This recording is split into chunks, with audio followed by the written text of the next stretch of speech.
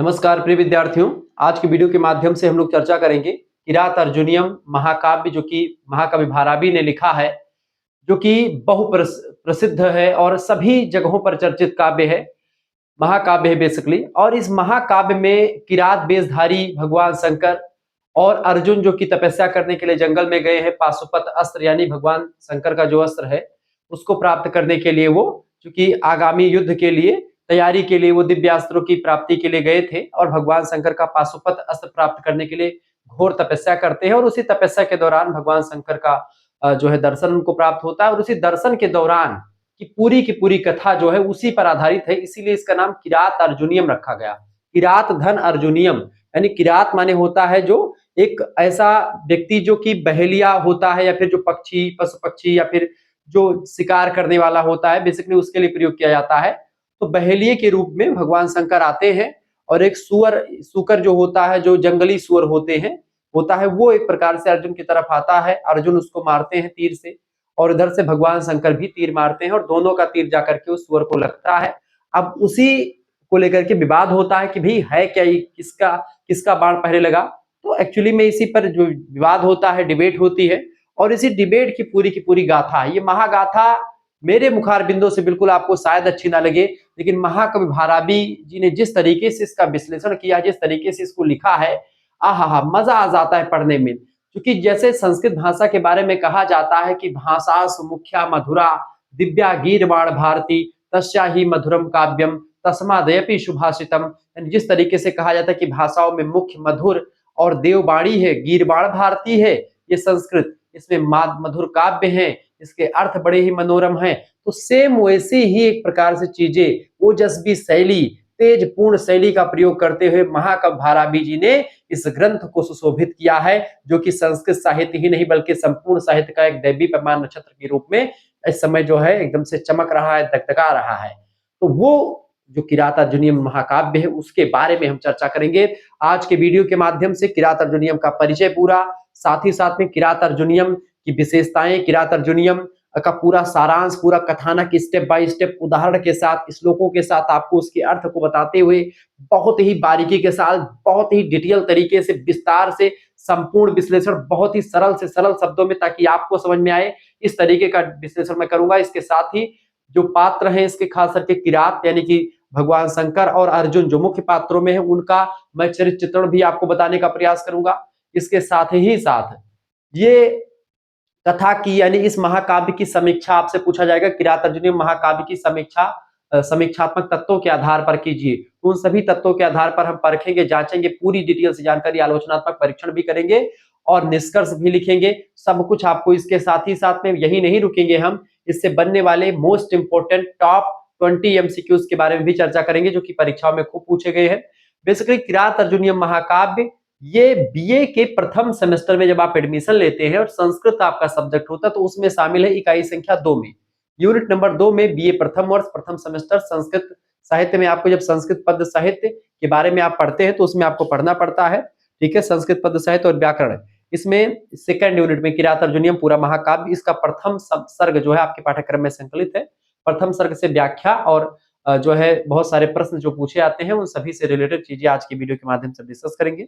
इसके बाद में कुमार संभव महाकाव्य, उसका प्रथम सर्ग संकलित है, श्लोक संख्या 21 से 25 तक, ठीक है, और नीति शतकम संकलित है। 3 महाकाव्य हैं आपके, किरात अर्जुनियम, कुमार संभव और नीति शतकम। नीति शतकम महाकाव्य नहीं है, ठीक है, लेकिन हाँ ये तीनों आपके पाठ्यक्रम में, तो तीनों की इसी तरीके से विश्लेषण में कर दूंगा।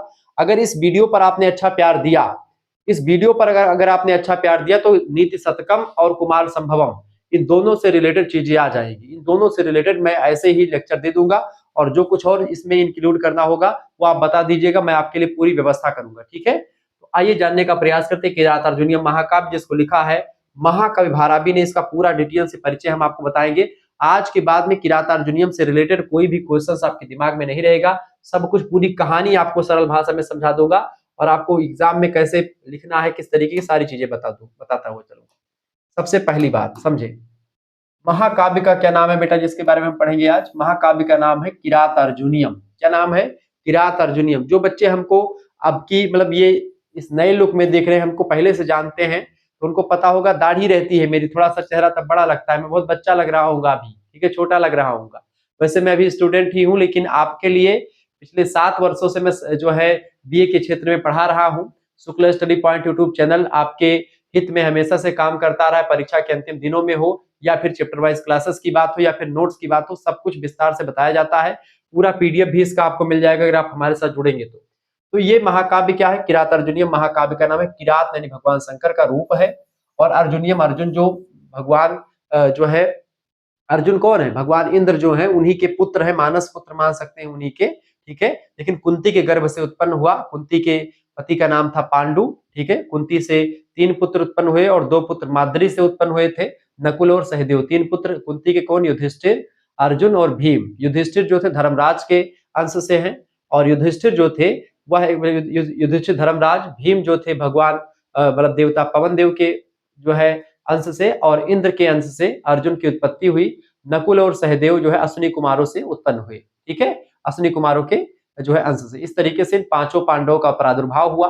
5 पांडव ये धर्म के पथ पर चलने वाले थे, और एक तरफ यही पर दूसरी कथा जो थी महाभारत की, वो है कौरवों की। कौरव 100 भाई थे, यानी दुर्योधन के 100 भाई थे।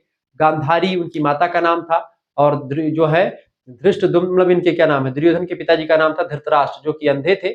और अंधे थे इस वजह से, चूंकि बड़े थे, अंधे थे, इस वजह से राज उनको नहीं दिया गया था।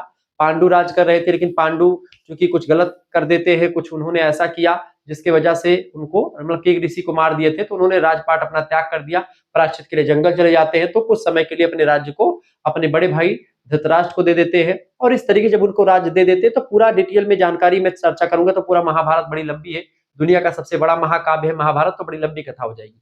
तो ये चले जाते हैं, इसी को लेकर के फिर धृतराष्ट्र जो है बैठे रहते गद्दी पर। फिर उनके मन में थोड़ा सा वो आता है कि भाई लोभ से भी भर जाता है, पुत्र होता है, फिर अब तब तक गद्दी पर बैठे रहते, क्योंकि पांडु की फिर उसके बाद में डेथ हो जाती है, और इस तरीके से फिर वो चले जाते हैं जंगल, वो राजपाट छोड़ देते हैं। अब जब लड़का होते हैं दोनों के लिए, मतलब कि युधिष्ठिर भी पैदा होते हैं, ये क्या नाम है, दुर्योधन भी। युधिष्ठिर बड़े हैं चूंकि, तो अब पांडु की चूंकि गद्दी थी, तो पांडु के लिए उत्तराधिकारी युधिष्ठिर बनते हैं, मतलब युधिष्ठिर उत्तराधिकारी हैं एक, और दूसरा उत्तराधिकारी है जो है कौन, ये अपना दुर्योधन।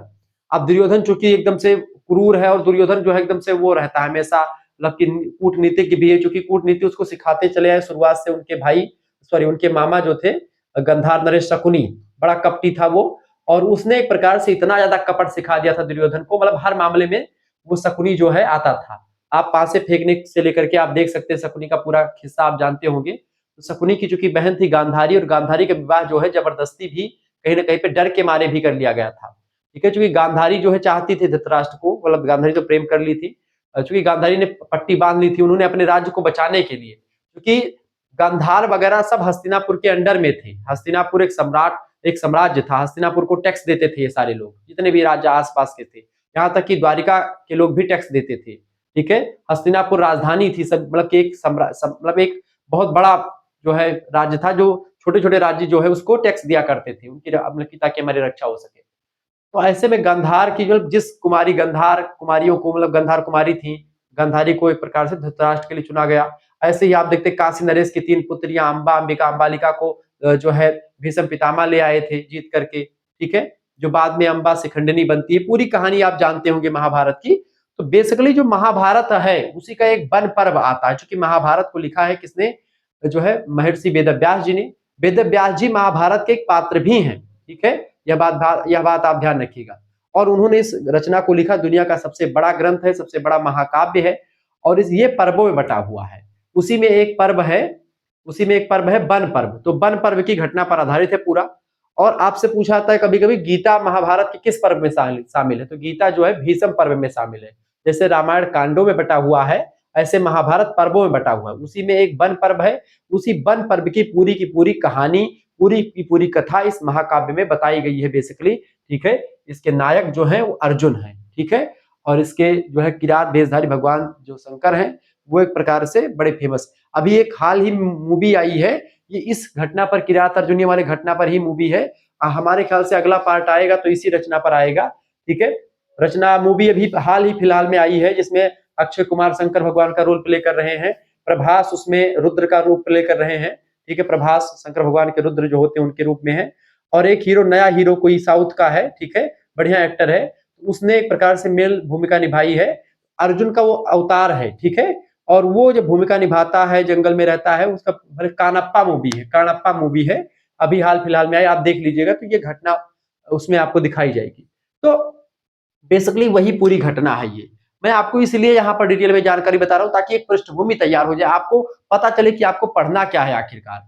तो पढ़ना यही है बेटा कि महाभारत की ये कहानी है, और कहानी को अगर आपने समझ लिया तो पूरी जानकारी आपके हाथों में हो जाएगी। कहानी यही है कि अर्जुन जो है, अब अर्जुन मतलब अर्जुन 5 भाई, इधर 100 भाई, कौरव पांडवों के बीच में द्वंद्व की प्रक्रिया होती है। चीर हरण वगैरह आप लोग जानते ही होंगे।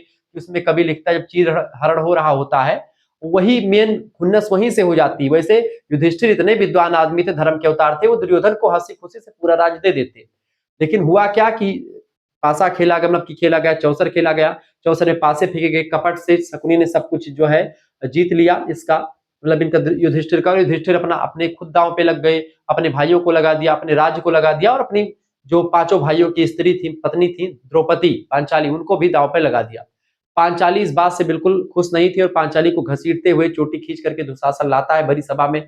वहां पर द्रोणाचार्य, पितामह भीष्म और आचार्य द्रोण, कृपाचार्य, धृतराष्ट्र, ऐसे महात्मा विदुर, तमाम प्रकार के कर्ण, अंगराज कर्ण, और तमाम पूरी सभा सुसज्जित थी। वहां पर उस कुलवधू द्रौपदी का चीरहरण करने के लिए आदेश दिया जाता है। साड़ी खींचने के लिए दुशासन आतुर होता है, और वो साड़ी खींचते खींचते बेहोश हो जाता है। और क्या महिमा किसकी, उस मुररिया वाले भगवान श्री कृष्ण की। कहते हैं कि भाई भगवान श्री कृष्ण ने एक बार कहा था, जब जो है कि भाई तुम्हारा मैं जो है तुम्हारी लाज रखूंगा। एक समय की बात है, शिशुपाल के वध के समय, शिशुपाल वधम भी एक महाकाव्य है संस्कृत में। शिशुपाल का वध जब 100 गलतियों के बाद भगवान श्री कृष्ण करते हैं, ठीक है, और उसमें जब कट जाती है उंगली उनके चक्र से भगवान श्री कृष्ण की, तो द्रौपदी अपना जो है बढ़िया सिल्क की साड़ी पहनी थी, रेशमी बढ़िया बनारसी साड़ी, उसको फाड़ करके, मतलब चीर चीर करके उसको तुरंत जो है उस बांध देती भगवान श्री कृष्ण की उंगली में, और खून रुक जाता है। भगवान श्री कृष्ण ने मन ही मन में सोच लिया कि एक एक धागे का हिसाब दूंगा मैं पांचाली। अब यही घटना आती, भगवान जब 5 भाई मतलब 5 पति इसके जो है एकदम से लज्जा से सर झुकाए बैठे हैं। पितामह भीष्म, कृपाचार्य, द्रोणाचार्य जैसे महान योद्धा सर झुका करके बैठे हैं। स्त्री की मर्यादा, स्त्री का हनन हो रहा है, उसके जो है इज्जत पर वार हो रहा है। ऐसे समय में सारी चीजें, पूरी सभा एकदम से सन्न है। उस समय भगवान श्री कृष्ण, जब व्यक्ति एकदम से आतुर, व्यक्ति एकदम से निस्सहाय हो जाता, तब वो भगवान को याद करता है। तब वो एक प्रकार से त्राहि मम शरणागतम दीनानाम परिपत्र पारायणे, इस तरीके की बातें करता है। उस समय भगवान दीनानाथ श्री कृष्ण चंद्र को याद किया जाता है द्रौपदी के द्वारा, और भगवान श्री कृष्ण आते हैं और कहते हैं। उसी समय कवि लिखता है कि दुशासन साड़ी खींच रहा है, और वो साड़ी खींच ही नहीं पा रहा, मतलब की साड़ी खींचते खींचते बेहोश हो जाए, इतनी साड़ी। वैसे इसी समय कवि लिखता है एक, कि नारी बीच सारी है कि सारी बीच नारी है, कि नारी ही की सारी है, कि सारी ही की नारी है। यानी कि नारी के बीच में सारी है, कि सारी के बीच में नारी है, कि नारी से सारी बनी है, कि सारी से नारी बनी है। दैट इज, मतलब कुछ समझ में संदेह बना हुआ है लगातार। जहां पर संदेह हमेशा बना रहे, वहां पर संदेह अलंकार होता है। तो यहाँ पर संदेह अलंकार एकदम से दिखाई पड़ता है। और इस तरीके से जब होता है, चीरहरण करते करते वो बेहोश हो जाता है, लेकिन साड़ी जो है खत्म नहीं होती है। लोगों ने पूछा, बहुत सारे लोग, आज आप में से बहुत तर्कशील होंगे, बहुत विद्वान अपने आप को लगाएंगे, सोचेंगे इतना साड़ी भगवान श्री कृष्ण के पास आई कैसे, कहां से दे दिए। अरे भैया, जिसके 16,108 पटरानियां हो, उनको साड़ी की कमी है क्या? एक एक साड़ी, एक एक पटरानी से लेकर के आएंगे तो कितनी साड़ी हो जाए? 16,108 साड़ी। 16,108 साड़ी जो है, अगर एक एक में जोड़ जोड़ करके इसे देते रहे भगवान, तो कौन साड़ी एक प्रकार से कोई हरण कर पाएगा? नहीं कर पाएगी। इतनी साड़ियां हो जाएंगी, और दो दो ले आए तब दुगुना कर दो उसका। यानी ये सिचुएशन, तो वही मेन खुन्नू से उसी समय जो है भीम, जो है महाबली गदाधारी भीम तक कसम खाते हैं कि मैं प्रण प्रतिज्ञा करता हूं कि मैं दुर्योधन की जंघा तोड़ूंगा। और उस समय पूरी पूरी पांडव जो है एकदम से एकदम रहते हैं, लेकिन क्योंकि दास बने हुए हैं, उनके गुलाम है, तो कुछ कर नहीं सकते हैं। और इस तरीके से उनको 13 साल के लिए क्या कर दिया जाता है? वनवास। 12 साल के वनवास, 1 साल अज्ञातवास, 13 ऐसे करके कुछ था, ठीक है। और इस तरीके से वो लोग निभाते हैं। उसी समय पूरा जो है वहां पर विराट नरेश के यहाँ पर कोई कुछ बनता, कोई कुछ बनता, इस तरीके से पूरी सिस्टम होता है। उसी समय जब पूरा होता है, उसी समय भगवान मतलब अर्जुन जो है उसके बाद में जाते हैं। उसी समय वन पर्व शुरू होता है, और वन पर्व में अर्जुन जो है तपस्या करने के लिए जाते हैं। अर्जुन को बताया जाता है कि आप जो है जाकर के दिव्यास्त्रों की प्राप्ति करो, चूंकि आने वाला जो युद्ध होगा बहुत भयानक होगा, बहुत भीषण होगा। ऐसे में आपको दिव्यास्त्रों की प्राप्ति जरूरी है, क्योंकि आचार्य द्रोण, पितामह भीष्म और अंगराज कर्ण और इनको मारने के लिए चूंकि आपको ही मारना पड़ेगा, और इनको मारने के लिए ऐसे नॉर्मल तीरों से वो नहीं मरने वाले हैं, उनके लिए दिव्यास्त्रों का प्रयोग करना होगा। और उसी दिव्यास्त्रों की प्राप्ति के लिए अर्जुन जो है वो जाते हैं, और जब अर्जुन जाते हैं और तपस्या करते हैं, भगवान शंकर प्रसन्न होते हैं, वो आते हैं किरात का रूप धारण करके भगवान शंकर से किरात के रूप में जो है, और अर्जुन से खूब भयानक युद्ध होता है। उसके बाद में अर्जुन थक जाते हैं, अंतोगत आकर के भगवान के चरणों में लेट जाते हैं एकदम से निस्सहाय होकर के कि प्रभु मैंने आपको पहचाना नहीं, आप कौन है, मुझे भी तो पितामह भीष्म आचार्य द्रोण इंद्र और केवल भगवान शंकर हरा सकते हैं, और कोई इस पृथ्वी पर मुझे पैदा नहीं हो जो हरा पाए। और तलवार से लड़े, गदा, जितना भी अस्त्र शस्त्र सबसे लड़ डाले अर्जुन, लेकिन भगवान भगवान शंकर से लड़ा कि भाई हर के आगे कौन चलेगा, ठीक है। और इस तरह की सारी चीजें हो जाती है, और फिर उसके बाद में वही दिव्यास्त्र भगवान पाशुपत अस्त्र इनको देते हैं, और यही पूरी की पूरी कहानी है, ठीक है। आप समझते हैं रचनाकार कौन है इसके? महाकवि भारवी, संस्कृत साहित्य के एक महान और गंभीर कवि। वे गूढ़, ओजस्वी और विद्वतापूर्ण शैली के लिए प्रसिद्ध हैं। इनकी शैली कैसी है? गूढ़, ओजस्वी और विद्वतापूर्ण शैली का प्रयोग करते हैं, और इस तरीके से इन्होंने रचना लिखी। रचना काल कब हुआ, यानी कब ये रचना लिखी गई? देखिए, भारवी का रचना काल लगभग 6वीं शताब्दी ईस्वी है, ठीक है। आप मान सकते हैं कि गुप्ता युग जो है, गुप्त पीरियड के बाद में जो है रचना लिखी गई। यह समय भारतीय संस्कृति, कला और साहित्य के उत्कर्ष का काल था। गुप्त काल भारतीय इतिहास का स्वर्ण काल कहा जाता है। क्यों कहा जाता है? इसका रीजन यही है कि इस समय जो है, चाहे सोने के सिक्कों की छपाई की बात की हो, या संस्कृति के संरक्षण की बात हो, या धर्म के आगे बढ़ने की बात हो, सब कुछ अपने उफान पर था, सब कुछ अपने चरम पर था। और इस तरीके से इसी स्वर्ण काल में, भारतीय इतिहास के स्वर्ण काल में, महाकवि भारवी जी के द्वारा इस महान दैवीप्यमान नक्षत्र जो है महाकाव्य किरातार्जुनीयम का जो है इन्होंने जो है लिखा इसको, ठीक है। अगली हेडिंग डालिएगा, महाकाव्य की विधा। देखिए, महाकाव्य जिसको कहते हैं, संस्कृत साहित्य की परंपरागत महाकाव्य शैली में रचित है ये। यह साहित्य दर्पण माने कि जो आचार्य आनंदवर्धन जो है, मतलब सानंद विश्वनाथ, आचार्य विश्वनाथ की रचना है साहित्य दर्पण। और काव्य प्रकाश मम्मट की रचना है, जैसे ग्रंथों में वर्णित महाकाव्य के सभी लक्षणों को पूर्ण करता है। यानी काव्य लक्षण के अंदर क्या क्या क्वालिटी होनी चाहिए, इसको काव्य प्रकाश नाम की पुस्तक में मम्मट ने और साहित्य दर्पण में आचार्य विश्वनाथ ने बताया है। उन पुस्तकों में जो काव्य के लक्षण बताए गए हैं, उन काव्य लक्षणों से युक्त ये महाकाव्य है। महाकाव्य की सारी कैटेगरी, सारे मापदंड को पूरा करता है यह महाकाव्य, और महाकाव्य की शैली में एक जबरदस्त महाकाव्य है, ठीक है। इसकी आधार कथा क्या है, मैंने आपको बता ही दी, पूरी पृष्ठभूमि आपको समझा दी, लेकिन फिर से आप लिखावट में समझ सकते हैं इसको। हेडिंग डालिएगा, यह महाकाव्य महाभारत के वन पर्व से ली गई है। आधार कथा कहाँ से? महाकाव्य महाभारत, जिसको महर्षि वेदव्यास ने लिखा है, उसी का वन पर्व, चूंकि पर्व में बैठा तो वन पर्व की मतलब वन पर्व से लिया गया है। एक घटना पर आधारित है। कथा उस समय की है बेटा, जब अर्जुन तपस्या करके भगवान शंकर से पाशुपत अस्त्र, जो सबसे फेमस अस्त्र है भगवान, मतलब सबसे प्रसिद्ध अस्त्र है पाशुपत अस्त्र, ब्रह्मास्त्र और सुदर्शन चक्र। सुदर्शन चक्र भगवान विष्णु का चक्र है, पाशुपत भगवान शंकर का त्रिशूल, और ये क्या नाम है, ब्रह्मा जी का जो है ब्रह्मास्त्र। ये तीन जो थे, तीन महाशक्तियां जो है अस्त्र, बहुत फेमस अस्त्र है, ठीक है। इस कथा में शिव जी किरात यानी शिकार करने वाले वनवासी के भेष में अर्जुन की परीक्षा लेने के लिए आते हैं, और यही कहानी की पूरा मूल सार रहा है। ये बात आप ध्यान रखेंगे। तो आपको ये पूरा पीडीएफ मिल जाएगा बेटा। अगर पीडीएफ प्राप्त करनी, पीडीएफ में मैंने बहुत ही विस्तार चीजों को समझा रखी है। पीडीएफ प्राप्त करने के लिए आपको करना क्या, भी मैं एक थोड़ा चीज और समझा दूं ताकि आपको समझ में आ जाए, ताकि पीडीएफ आपके लिए लेने के लिए आप सोचेंगे हाँ पीडीएफ अच्छा है। ऐसे छोटी छोटी नहीं लिखा मैंने, इसको विस्तार समझाया भी है। थोड़ा और आगे करके मैं बताता हूँ कैसे पीडीएफ प्राप्त करना है, कैसे कोर्स में ज्वाइन होना है आपको। मूल स्रोत, ओरिजिनल सोर्सेस, महाभारत वन पर्व, अर्जुन तपस्या का प्रसंग इसमें पूरा वर्णित है, ये बात ध्यान रखेंगे। ऐसे छोटे प्रश्न भी आपसे पूछे जा सकते हैं, इस वजह से आपके लिए पूरा मैंने एक एक पहलुओं पर ध्यान देकर के इसको नोट डाउन किया, लिखा है आपके लिए। किरात अर्जुनियम एक उत्कृष्ट महाकाव्य क्यों है, इसको लेकर के आपसे प्रश्न पूछा जा सकता है। तो किरात अर्जुनियम इसलिए महत्वपूर्ण है बेटा, किरात अर्जुनियम को संस्कृत साहित्य का एक श्रेष्ठ और विद्वतापूर्ण महाकाव्य माना जाता है, क्योंकि इसमें तमाम सारी विशेषताएं विद्यमान है। जैसे कि इसमें अलंकार शैली एकदम से उच्च क्वालिटी की है, गंभीर अर्थ का प्रयोग है, कठिन पदावली का समावेश भी किया गया है, यानी सब कुछ एकदम से बिल्कुल परफेक्ट है। इसके साथ ही साथ महाकवि भारवी की भाषा, आपको बता दूं कि सभी भाषा, मतलब सभी रचनाओं में इनकी भाषा ओजस्वी रही है, जिसे कहते हैं कि भारवी अर्थ गौरवम। भारवी की रचना में अर्थ की गंभीरता विशेष होती है। इनकी रचना में एक प्रकार से अर्थ की गंभीरता जो है, इनकी हर एक रचना की विशेषता मानी जाती है, ये बात आप ध्यान रखिए। तीसरी विशेषता इस महाकाव्य की ये है, यह महाकाव्य संस्कृत के सभी रसों, यानी संस्कृत के जितने भी रस है, 9 रस जो है, उन सभी रसों को पूरा करता है। अलंकार सब कुछ सब आप मिलेंगे, सभी छंदों का प्रयोग, अधिकतर छंदों का प्रयोग, और नीति और सूक्तियों से समृद्ध जो है यानी भरा पड़ा इसमें तमाम अलंकार, तमाम रस, छंद, नीति, सूक्ति सब कुछ आपको यहाँ पर मिलेगा इस रचना में। ठीक है।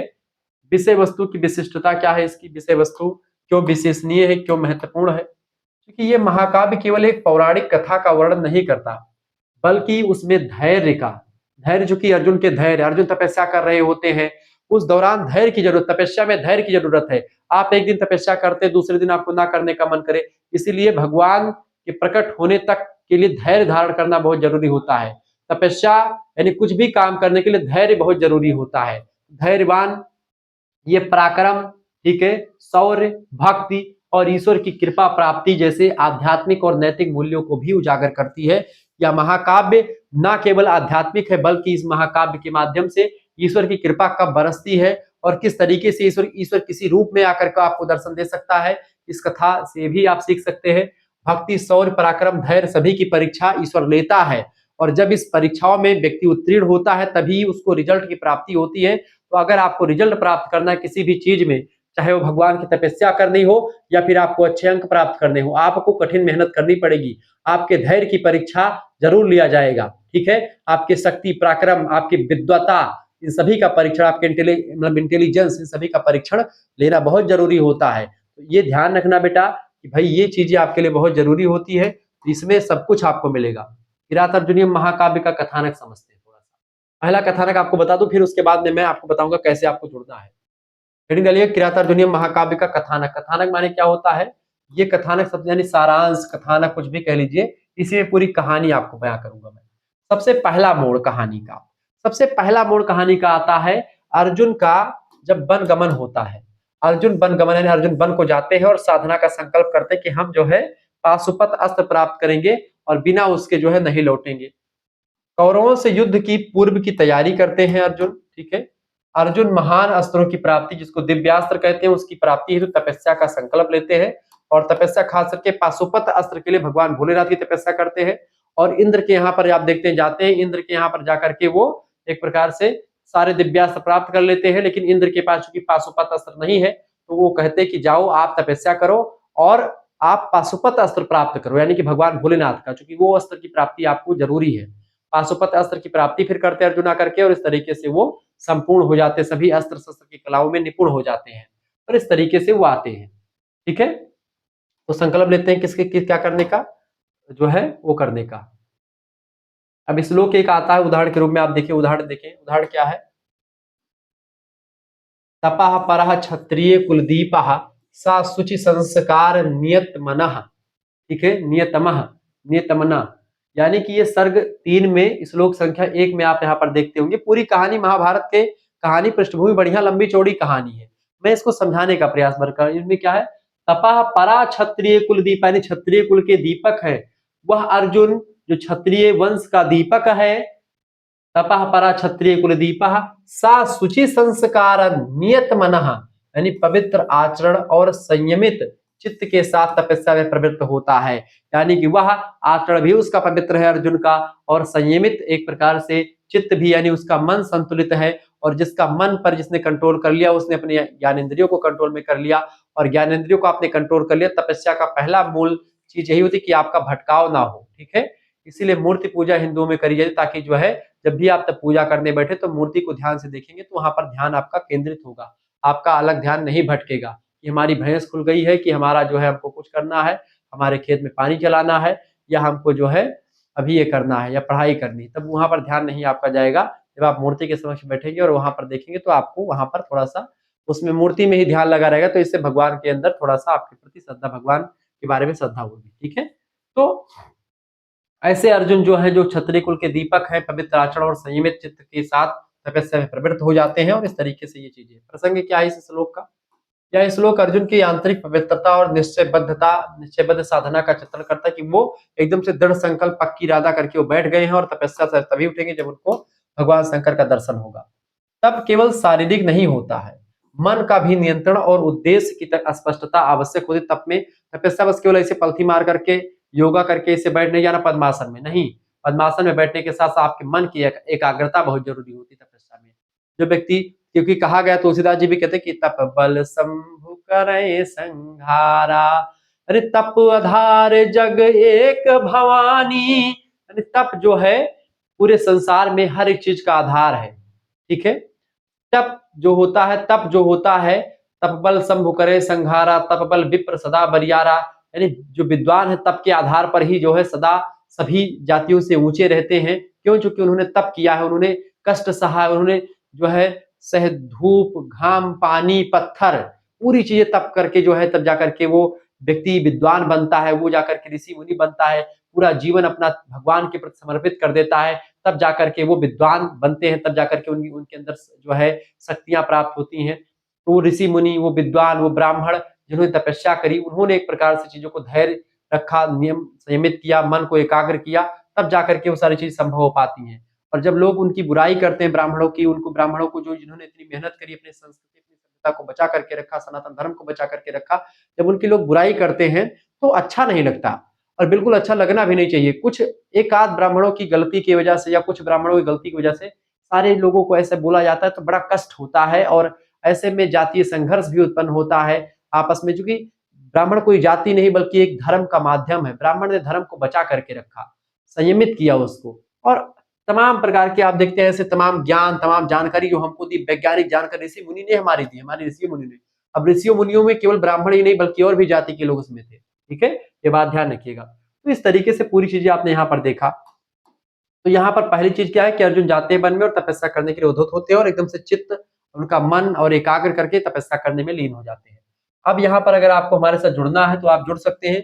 सभी सब्जेक्ट का पीडीएफ मिलेगा, इसका किरात अर्जुनियम का पीडीएफ, इसके अलावा आपको किरात अर्जुनियम के साथ साथ कुमार संभवम का और नीति शतकम का, इन तीनों की क्लास ऐसे मैं दूंगा। ठीक है, आप जुड़ेंगे तो हमारे साथ तो क्लास मिल जाएंगे, और इसका पीडीएफ भी तीनों का मिल जाएगा, और भी चीजों का पीडीएफ आपको संस्कृत का मिल जाएगा। 91 61 93 60 62 इस नंबर पर आप व्हाट्सएप पर एसएमएस कर दीजिएगा। मात्र संस्कृत का ही नहीं बल्कि सभी सब्जेक्ट का पीडीएफ आपको मिलेगा इसी 100 रुपए फीस में। अपना नाम, अपने यूनिवर्सिटी का नाम, अपने सब्जेक्ट के नेम, और आप किस सेमेस्टर में हो, यानी प्रथम सेमेस्टर में है, प्रथम सेमेस्टर का नाम लिख करके भेज दीजिएगा। जैसे ही इस नंबर पर आप व्हाट्सएप पर एसएमएस करेंगे अपना नाम, यूनिवर्सिटी का नाम, सब्जेक्ट नेम और सेमेस्टर का नाम, वैसे ही आपके पास एक स्कैनर यानी क्यूआर कोड भेजा जाएगा। उसी क्यूआर कोड पर आपको 100 रुपए फीस जमा कर देनी होगी। उसके बाद में आपको व्हाट्सएप ग्रुप से जोड़ा जाएगा। ध्यान है, कुछ बच्चे हैं जो एप्लीकेशन डाउनलोड कर लेते हैं, एप्लीकेशन पे मैं नहीं पढ़ाता हूँ अभी। एप्लीकेशन जो है मैंने अभी बंद किया हुआ है, एप्लीकेशन में पढ़ाई नहीं होती, तो वहां पर डाउनलोड करने की कोई जरूरत अभी नहीं है। बताएंगे जब एप्लीकेशन चालू करेंगे, एप्लीकेशन अभी नहीं चालू होगा। ठीक है, एप्लीकेशन पे नहीं क्लास होती है, क्लास आपकी यूट्यूब पर ही होगी। उसकी लिंक आपको व्हाट्सएप ग्रुप में मिलेगी, पीडीएफ नोट्स मिलेगा वहां पर। जो क्लास कुछ अनलिस्टेड होगी वो क्लास की लिंक भी आपको वहां पर व्हाट्सएप पर मिल जाती है, यानी जो क्लास यूट्यूब पर नहीं दिखती है वो क्लास भी आपको वहां पर मिलती रहती है। ठीक है, यहाँ पर आपको क्या मिले, लाइव क्लास की लिंक, जब भी लाइव क्लास होगी उसकी लिंक मिलेगी। उसके अलावा उसकी वीडियो लेक्चर, जैसे पीडीएफ हो, वीडियो लेक्चर लाइव क्लास आप नहीं जोड़ पाए तो आप वीडियो लेक्चर से आप देख सकते हो उसको। साथ ही साथ में उसका पीडीएफ भी आपको मिल जाएगा, सभी सब्जेक्ट का पीडीएफ। जैसे कि ये किरात अर्जुनियम का जो पीडीएफ है, बड़ा लंबा पीडीएफ है, ऑब्जेक्टिव क्वेश्चंस के आंसर, सब कुछ आंसर साथ में ही है, सब कुछ उदाहरण वगैरह, सब कुछ न्याय प्रसंग, सब कुछ आपको मिलेगा, संदर्भ प्रसंग व्याख्या पीडीएफ मिलेगा। पीडीएफ के साथ साथ आपको यहाँ पर, ठीक है, केवल एक सब्जेक्ट नहीं बल्कि आपके जो 3 मेजर सब्जेक्ट, एक माइनर, एक को करिकुलर सब्जेक्ट, चारों पांचों सब्जेक्ट की तैयारी आपकी जो हो जाएगी केवल 100 रुपए फीस में हो जाएगी। जिन बच्चों को जुड़ना है वो जुड़ सकते हैं, यानी कि आपका हिंदी है, संस्कृत है, ज्योग्राफी, पॉलिटिकल साइंस है, हिस्ट्री है, जो भी सब्जेक्ट आपका एजुकेशन, शिक्षा शास्त्र, समाज शास्त्र, मनोविज्ञान, इतिहास, एंशिएंट हिस्ट्री, प्राचीन इतिहास, जो भी आपका सब्जेक्ट है, सभी सब्जेक्ट की तैयारी शुक्ला डी पॉइंट के द्वारा करवाई जाती है। तो आप सभी लोग जुड़ सकते हैं। ठीक है, और बहुत ही आसानी से यहाँ पर चीजें आपको समझाई जाएंगी और पढ़ाई जाएंगी। मात्र 100 रुपए फीस में आपके लिए है। लगभग बिहार के विश्वविद्यालय में यही चीजें संकलित है, शामिल है। राजस्थान के विश्वविद्यालय, उत्तर प्रदेश के सारे विश्वविद्यालय, उत्तराखंड के सारे विश्वविद्यालय, सभी में आपको देखेंगे संस्कृत में यही चीजें पढ़नी है आपको। ऐसे आप उत्तर प्रदेश के सारे विश्वविद्यालयों में आप देखेंगे यही चीजें संकलित है, जैसे कि राम मनोहर लोहिया विश्वविद्यालय, वीर बहादुर सिंह पूर्वांचल विश्वविद्यालय, महात्मा गांधी काशी विद्यापीठ, एमजी पैरू Bareilly Rohilkhand Vishwavidyalaya, Maa Shakumbhari Saharanpur, Raja Mahendra Pratap Singh state university, Siddharth university Kapilvastu, Maa Pateshwari Ballampur विश्वविद्यालय, दीनदयाल उपाध्याय गोरखपुर विश्वविद्यालय, महाराजा सुहेलदेव आजमगढ़ विश्वविद्यालय, छत्रपति साहू जी महाराज कानपुर विश्वविद्यालय, चौधरी चरण सिंह मेरठ विश्वविद्यालय, जननायक चंद्रशेखर बलिया विश्वविद्यालय। ठीक है, इसके अलावा आपका डॉक्टर भीमराव अम्बेडकर आगरा विश्वविद्यालय, बुंदेलखंड यूनिवर्सिटी झांसी लखनऊ विश्वविद्यालय, ऐसे प्रोफेसर रज्जू भैया स्टेट यूनिवर्सिटी, ऐसे तमाम प्रकार के और विश्वविद्यालय जिनका नाम मैं नहीं ले पा रहा हूँ, उन सभी के लिए लेक्चर पूर्ण रूप से समर्पित है। किरात अर्जुनियम कहीं पर भी, चाहे फर्स्ट सेमेस्टर में हो, सेकंड में, थर्ड में, एमए में पढ़ रहे हैं, टीजीटी पीजीटी के लिए पढ़ रहे हैं, किसी के लिए भी पढ़ रहे हैं, नेट जेआरएफ के लिए पढ़ रहे हैं, सभी के लिए लेक्चर पूर्ण रूप से समर्पित है, ये बात ध्यान रखिएगा। पीडीएफ प्राप्त करना है तो पीडीएफ आप प्राप्त कर सकते हैं, तुरंत एसएमएस कीजिए इस नंबर पर। और अपना नाम, अपने यूनिवर्सिटी का नाम, अपने सब्जेक्ट का नाम, सेमेस्टर का नाम, आपके लिए पूरी व्यवस्था कर दी जाएगी। चलिए, सब कुछ मिलेगा, ना केवल ये मिलेगा आपकी, इसके अलावा इसके समीक्षात्मक प्रश्न भी व्यवस्था की जाएगी, सब कुछ मिलेगा। दूसरा मोड़ क्या आता है कहानी में? दूसरा मोड़ ये आता है बाबू, अर्जुन जो है, अर्जुन की तपस्या का वर्णन किया जाता है। वह निर्जन वन में एकाग्रचित्त होकर के भगवान शंकर की आराधना करते हैं, निर्जन वन में, जहां पर कोई जन नहीं है, जहां पर कोई आदमी नहीं है, एक बट वृक्ष के नीचे बैठ करके, और वह एक प्रकार से तपस्या में लीन हो जाते हैं। ओम नमः शिवाय, नमो भवाय च, शंकराय महेश्वराय च, शिवाय च, शिवतराय च, नमः संभवाय च, दिग्विजय च। तब आप देखते हैं उस भगवान शंकर की तपस्या करते हैं जो दिगंबर हैं, उस भगवान शंकर की तपस्या करते हैं जो कर्पूर के समान गोरे हैं। कर्पूर गौरम करुणावतारम, जो करुणा के अवतार हैं। संसार सारम भुज, जो संसार के सार है, पूरी दुनिया के सार है। उस भगवान शंकर की तपस्या करने के लिए अर्जुन बैठ जाते हैं, एकाग्र मन के साथ बैठते हैं अर्जुन। ये बात आप ध्यान रखेंगे। तो कर्पूर गौरम करुणावतारम संसार सारम भुजगेंद्रहारम सदा वसंतम हृदयारविंदे, हृदय भवम भवानी सहितम नमामि, हृदय हृदयारविंदे। आप देखते हैं मतलब वो इतने भगवान शंकर की बड़ाई है, इस मंत्र में भगवान शंकर की बड़ाई बताई जा रही है। और आप देखेंगे वो भगवान शंकर जो बहुत कम समय में प्रसन्न होते हैं, कोई भी वरदान कोई मांगता है दे देते हैं। भस्मासुर को वरदान दिया, कहा ठीक है, उसने कहा कि मैं जिसके सर पे हाथ रखूं वही भस्म हो जाए, भगवान भोलेनाथ ने कहा तथास्तु। क्योंकि इतने प्रसन्न हो जाते हैं इनसे, आप कुछ भी मांग लो दे देते हैं, कुछ भी मांग लो आप, ठीक है। आप कुछ भी मतलब कि आप कुछ भी नहीं कि अब आप कुछ भी मांग लो कि हमको एरोप्लेन दे दो तो एरोप्लेन आपको दे देंगे। लेकिन जो आपके लिए जेन्युइन होगा, जो आपको नहीं भी मिलने वाला होता है, वो भी आपको भगवान शंकर दे देते हैं। वो भगवान भोलेनाथ आपकी रक्षा करते हैं हमेशा, और वो हमेशा काल से भी लड़ जाते हैं। भगवान शंकर के भक्तों की कथाएं आपने सुनी होगी, वो काल महाकाल सबसे लड़ जाते हैं कि भाई अभी अभी मेरे भक्त को समय दे दीजिए, ठीक है। मृत्यु तक वापस कर देते भगवान भोलेनाथ, ऐसे भगवान शंकर है। भस्मासुर कहा कि भाई रुको, ट्राई करते हैं कि आपने सही वरदान दिया कि नहीं। भगवान शंकर ने कहा हाँ बेटा ट्राई करो। तो वो ट्राई कर दे, कहा कि रुको गुरु जी, शंकर जी, आप ही के सर पे रख करके टच करते हैं, देखते हैं आप भस्म होते हैं कि नहीं। भगवान शंकर का पीछा करना शुरू कर दिया। मंद बुद्धि होते हैं राक्षस, जिसके पास बल ज्यादा हो जाता है बुद्धि कम हो जाती है ऑटोमेटिक, ठीक है। तो भैया भगवान शंकर फिर भागे, कहे कि अब तो भाई ये तो हम ही को भस्म कर देगा। फिर तब जब भगवान शंकर वरदान दे देते हैं, ब्रह्मा वरदान दे देते हैं, तो सबके सबका जो भार होता है विष्णु भगवान के सर पर जाता है। विष्णु भगवान बेचारे अपना आराम से अपना यही सब देखते रहते कि शंकर भगवान और ब्रह्मा जी क्या कर रहे हैं, ठीक है। वरदान दे दिए हैं, निपटाना तो हम ही को पड़ेगा। जितने राक्षसों को वरदान दिए हैं ये दोनों लोग, विष्णु भगवान अच्छा देवताओं के हित में काम करते हैं, राक्षस लोगों के विरोधी है विष्णु भगवान। राक्षस के चूंकि जो गुरु है शुक्राचार्य, उन्हीं के विरोधी है। शुक्राचार्य जितने भी राक्षस हैं, वो भगवान विष्णु की पूजा करने के लिए राक्षसों से नहीं कहते हैं, क्योंकि भगवान विष्णु ही अलग अलग अवतारों में आकर के सारे राक्षसों को मारते हैं। 12 अवतार, शुकर अवतार, जो भी अवतार उन्होंने लिया 12 यानी शुकर ही, ठीक है। वामन अवतार में राजा बलि को छला, मतलब सभी भी आप तमाम प्रकार जितने भी अवतार हुए भगवान विष्णु के अवतार हुए हैं, और उन्होंने सभी राक्षसों को मारा। और शुक्राचार्य की माता को भी जो है मोक्ष की प्राप्ति करवाई थी भगवान ने, और इस वजह से थोड़ा सा द्वंद्व हो गया था। और पूरी कहानी लंबी हो जाएगी अगर अध्यात्म में घुसेंगे तो इस तरीके से चीजें होती हैं। तो देवताओं के तो घोर विरोधी, मतलब देवताओं में खास करके विष्णु भगवान के, तो विष्णु भगवान फिर मोहिनी का रूप धारण करते हैं और आते हैं। फिर वो भस्मासुर को इतना ऐसे ऐसे नृत्य की कला सिखाते हैं मोहिनी रूप धारण करके, कि वो एक बार भगवान जो है मोहिनी रूप धारण करके अपने सर पे हाथ रखते हैं, भस्मासुर अपने सर पे हाथ रखता है, भस्म हो जाता है, काम खत्म उसका, ठीक है। इस तरीके से तमाम प्रकार के देवी देवताओं ने जो वरदान दिए हैं उन सभी का जो है भुगतान किसको करना पड़ा है? भगवान विष्णु को। और शंकर भगवान भोलेनाथ इनको इसलिए कहते हैं क्योंकि ये भोले हैं, ये आशीर्वाद बहुत जल्दी देते हैं। उस निर्जन वन में एकाग्रचित होकर के भगवान शंकर की आराधना करते पाशुपत के लिए कौन? अर्जुन। श्लोक आता है, उपविष्टो महाशैल मधो, उपविष्टो महाशैल मधो देवी सराव्रते, सर्ग 3 श्लोक संख्या 9। इसमें ये आपका आधा श्लोक मैंने लिखा है। अर्जुन एक महान पर्वत के नीचे घने वृक्षों से आच्छादित स्थल में तपस्या हेतु बैठता है। प्रसंग है इसका यह श्लोक अर्जुन के तप स्थल का वर्णन करता है, जहां प्रकृति भी उसके तप की साक्षी बनती है। प्रकृति में तमाम प्रकार की चीजें। शिक्षण हेतु अगर आप लिखना चाहें तो पर्यावरण और साधना का संबंध जो है शुरुआत से ही बताया जा सकता है।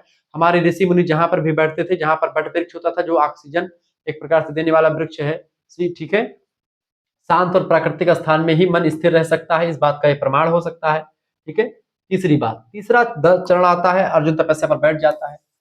अब शिव भगवान की परीक्षा, शिव की परीक्षा किरात भेष में यानी बहेलिये के भेष में भगवान जो है आते हैं। जब भगवान माता पार्वती कहती है कि कितना तपस्या करवाओगे इससे, भगवान भोलेनाथ कहते हैं ठीक है चलते हैं, परीक्षा लेते हैं, पहले इसकी बुद्धि बल विवेक सब की परीक्षा लेते हैं कि ये पाशुपत अस्त्र लायक है कि नहीं है। बस केवल तपस्या करने से किसी को पाशुपत अस्त्र थोड़ी मिल जाएगा, ये है उस लायक कि नहीं है। भगवान भोलेनाथ अब इसकी जांच परख करने के लिए किरात का रूप धारण करके आते हैं। ठीक है, शिव किरात यानी शिकारी के रूप में प्रकट होते हैं, और ताकि अर्जुन की परीक्षा ले सके और अर्जुन उनको पहचान न सके। ठीक है, श्लोक आता है इसमें, बाभूव संख्ये सहारा किरात भेषणे विक्रम, यानी कि वो किरात भेष के रूप में भगवान शंकर पृथ्वी पर आते हैं। सर्ग 5 श्लोक संख्या 45। पूरी कहानी आप बड़ी जबरदस्त है, बड़ी लंबी कहानी, बड़ा लंबा महाकाव्य, लेकिन मैं इसको 60 में समझाने का प्रयास करता हूँ। शिव किरात यानी वनवासी शिकारी की भेष में वीरता से युद्ध भूमि में प्रकट होते हैं और आते हैं यहाँ पर। ठीक है, यह अर्जुन के साहस और भगवान शिव की परीक्षा की शुरुआत का क्षण रहा। ईश्वर अक्सर छिपे हुए रूप में परीक्षा लेने के लिए आते हैं। आप कुछ भी काम कर रहे होते हैं, जब आप जानते हैं कि ये काम अब असंभव है, उसी दौरान वो संभव हो पाता है और उसी दौरान भगवान परीक्षा लेने के लिए आपके आ जाता है। और आपको लगता है, जब वो परीक्षा लेते हैं तो लगता है कि अब आप जो है परीक्षा में अभी अनुत्तीर्ण हो जाएंगे, मतलब कि सफल नहीं हो पाएंगे। और ऐसे में वही सफलता का पहला चरण होता है जब आप जानते हैं कि हम असफल हो जाएंगे, जिससे हमारी सच्ची निष्ठा प्रकट होती है। और इस तरीके से यहाँ पर ये चीजें होती हैं। तीसरी बात अब क्या होता है, अब राक्षस वध होता है। राक्षस कौन, जो किरात मतलब की किरात के मतलब उसमें 12 के रूप में आता है। अर्जुन और किरात का जो है द्वंद्व शुरू होता है। क्योंकि क्या होता है कि एक बाण चूंकि अर्जुन की तरफ जब वो सूकर जो है बहुत तीव्र गति से घुरचालता हुआ एक जो है राक्षस के रूप में आता है। ठीक है, भले कुछ राक्षस था, उसको भेष बना करके भेजा गया था, राक्षस आया था। भगवान शंकर भी आते हैं ताकि जो है अगर मानते अर्जुन का ध्यान ना खुले तो हम ही मार दे इसको। ठीक है, और परीक्षा लेना भी था। अब अर्जुन का ध्यान, चूंकि अर्जुन धनुर्धर है और तपस्या कर रहा, तो वो जब चिघाड़ता हुआ आता है वो किरात, मतलब कि क्या ना किरात कर रहा हूँ, 12 यानी सूकर यानी सुअर, जब वो आता है तो वह एक प्रकार से बहुत ही द्वंद्व करता हुआ अर्जुन को मारने के दृष्टिकोण से आता है। अर्जुन तुरंत जो है अपना तीर कमान निकालते, गांडी उठाते हैं और तीर कमान पर चढ़ा करके और अपने काने तक मतलब कि कान तक खींच करके और तीर जो है छोड़ते हैं। कैसे छोड़ते तीर, अरे जहंगीर चरण दिए हनुमंता, चलो सुगा पाताल तुरंता, जिमे मोघ रघुपति कर बाना, ये ही भांति चलो हनुमाना। जैसे हनुमान जी जब चलते हैं तो जैसे रघुपत के बाण, भगवान शंकर मतलब भगवान राम का जो बाण होता है, जिस तरीके से भगवान राम यहाँ तक खींच करके मारते हैं, भन्न से जाता है। इसे अर्जुन जो है अपनी गांडियों से बाण को खींचते हैं, बहुत तीव्र गति से उनका बाण जाता है, लेकिन भगवान भोलेनाथ के आगे कहाँ किसी का बाण। भगवान भोलेनाथ का तुरंत, वो भी बहेलिया का भेष में है, तुरंत तीर कमान पे तान करके से सीधे मारते हैं। अर्जुन के तीर से पहले जाकर के भगवान का तीर जाकर के उस जो है सुअर को लगता है, सुअर मर जाता है। दोनों बाण लगते हैं, अर्जुन का भी बाण लगता है और भगवान भोलेनाथ जो किरात भेष में उनका भी बाण लग जाता है। मैं किरात कहूंगा, ज्यादा बेटर रहेगा अभी, तो भगवान भोलेनाथ बाद में। ठीक है, तो अर्जुन और किरात एक साथ सूकर पर बाण चलाते हैं और फिर विवाद होता है कि किसका बाण पहले लगा है। ठीक है, अब बहेलिया कहता है, मतलब किरात कहता है कि मेरा बाण पहले लगा है, अर्जुन कहते हैं हमारा लगा है। कहा कि भैया अब कैसे हो, तब तक और सारे लोग इकट्ठा हो जाते, कहे कि भैया अब क्या हो कि युद्ध हो, यानी जो जीता वही सिकंदर, यानी अब युद्ध होगा और जो एक प्रकार से जीत जाए वही शिकार ले जाए। ठीक है, यानी जैसे पहले क्या होता था, पहले यही तो होता था, जिसके बाजुओं में दम हो वही का शिकार, वही की स्त्री, वही की सब होता था। वीर गाथा काल में आप हिंदी में पढ़ते नहीं कि जाकर बिटिया सुंदर देखें, जबरन ब्याह लेकर वाए, धय दो डोला समर खेत माजे जीते थे ले उठाए। यानी कि डोली लेकर के कोई जा रहा है, डोली रख देते, मतलब रखवा लेते थे कि भाई रुको, तुम्हारे बाजुओं में दम है अगर, ठीक है, तभी आप जो है स्त्री को ले जा सकते हो, आइए लड़ लो, अगर ये जीते तो ही डोली उठा करके फिर लेकर के जाएगा। इस तरीके की बात होती थी। तो भैया युद्ध शुरू हो गया भगवान भोलेनाथ मतलब किरात वेशधारी भगवान भोलेनाथ के बीच में और अर्जुन के बीच में। अब हर के आगे कहाँ किसी चलने वाली, लेकिन अर्जुन चूंकि निपुण है शिक्षा में, अर्जुन जो है तीर मतलब निपुण है तीर चलाने में, अर्जुन से और जो है इनसे बड़ा युद्ध होता है, घोर संग्राम होता है। ठीक है, श्लोक आता है इसमें जो है बाण को लेकर के, इसमें जो है इसमें क्या श्लोक आता है, श्लोक आता है, तयो समम लक्ष्य लक्ष्यम लक्ष्यमुपैत्यै सूकरा पतित्वारेण विवृद्ध विग्रह। यानी कि इसका मतलब होता है, इसका अनुवाद श्लोक संख्या सर्ग 4 श्लोक संख्या 14, दोनों के द्वारा एक साथ जो है बाण जाकर के लगता है सुअर को, बाणों से सूकर गिर पड़ता है, जिससे विवाद उत्पन्न हो जाता है। यह प्रसंग युद्ध की भूमिका का निर्माण करता है, यहीं से युद्ध की भूमिका बनती है। कभी कभी ईश्वरीय कृपा को पाने से पहले हमें अपने अहंग और सत्य के बीच संघर्ष करना पड़ता है। अहंग माने हमारे अहंकार और सत्य। अर्जुन कहते हैं कि हमारा हमसे ज्यादा कोई धर्मधर है नहीं पृथ्वी पर, हमसे पहले तुमने कैसे बाण मार दिया। अर्जुन के अंदर थोड़ा अहंकार है, अभिमान है, और अभिमान ही भगवान का भोजन होता है। कहा गया कि भाई जब मैं था, कबीरदास कहते कि जब मैं था तब हरि नहीं, यानी हरि की प्राप्ति तभी होगी जब आपके अंदर मैं खत्म हो जाएगा, अहंग खत्म हो जाएगा, अहंकार खत्म हो जाएगा। जब मैं था तब हरि नहीं, अब हरि है मैं नाही, और प्रेम गली अति सांकरी या में दो न समाये। यानी कि प्रेम की गली जो है बहुत ही सकरी है, बहुत ही पतली है। इसमें या तो अहंकार ही रहेगा और या तो जो है भगवान ही वास करेगा। अगर जिस व्यक्ति के अंदर अहंकार नहीं है किसी भी चीज का, उस व्यक्ति के अंदर ईश्वर वास करता है। और जहां पर अहंकार आ गया वहीं पर अहंकार जो है एक दुखद डबर हुआ। तुलसीदास जी कहते हैं अहंकार जो है बहुत बेकार चीज होती है। अहंकार अगर आपके अंदर आ गया, आप अहंकार रावण का नहीं चला जो जिसके पास इतना ज्यादा धन बल सब कुछ था, 1 लाख पूत 1.25 लाख नाती, तही रावण घर दिया न बाती। उस रावण के यहाँ पर एक चिराग जलाने के लिए कोई पुरुष नहीं बचा जब ईश्वर को छोड़ दे तो। ऐसे जो है रावण के यहाँ पर कोई नहीं, 1 लाख पुत्र लगभग में थे उसके, 1.25 लाख नाती, तही रावण घर दिया न बाती। आप इस तरीके से सोचे कि भाई तो अहंकार अर्जुन का कहाँ चलने वाला है और भगवान के आगे कहाँ चलने वाला है।